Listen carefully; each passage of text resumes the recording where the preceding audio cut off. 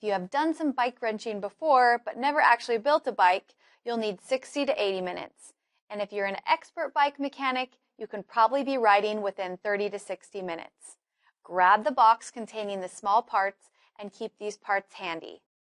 You'll need a few tools for assembly, including metric Allen wrenches, bike grease, a tire pump, screwdrivers, wire cutters, and an adjustable wrench.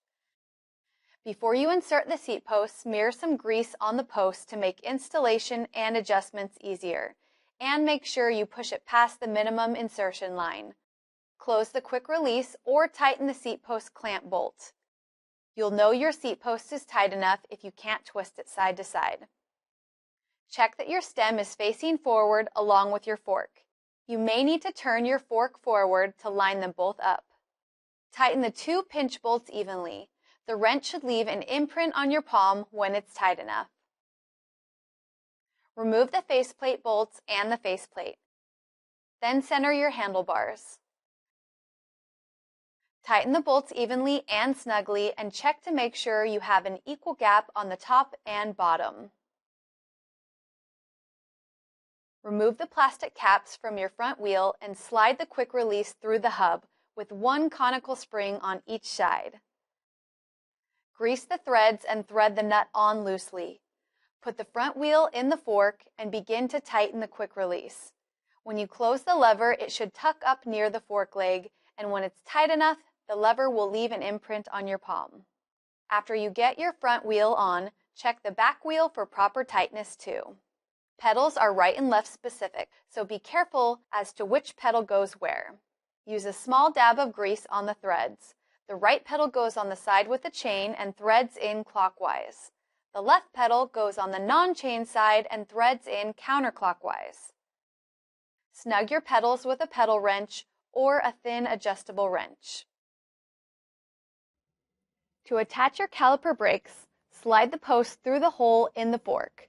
Tighten the nut onto the post from the back while keeping the brake arm centered over the rim. Attach the cable to the brake lever, slide it through the housing and through the pinch bolt. Pull out the slack, tighten the pinch bolt, and then rotate the lever closed. Make sure the brake pads touch the rim evenly on both sides. Squeeze the brake lever to test the system. If one pad hits the rim before the other, you can center it by adjusting this screw on top of the brake caliper. Continue making adjustments so the brake pads contact the rim when the lever is halfway through its range of motion. To adjust your rear derailleur, turn the cranks and shift the chain to the smallest cog in the back. Use the high limit screw to center the derailleur underneath the smallest cog. Undo the pinch bolt and pull the slack out of the cable, and retighten. While turning the cranks, shift up into the lowest gear. Now you can use the low limit screw to center the derailleur underneath the largest cog. To adjust your front derailleur, shift into the smallest chainring in the front and the largest cog in the back. Use the low limit screw to position the inner plate as close as you can to the chain without touching it.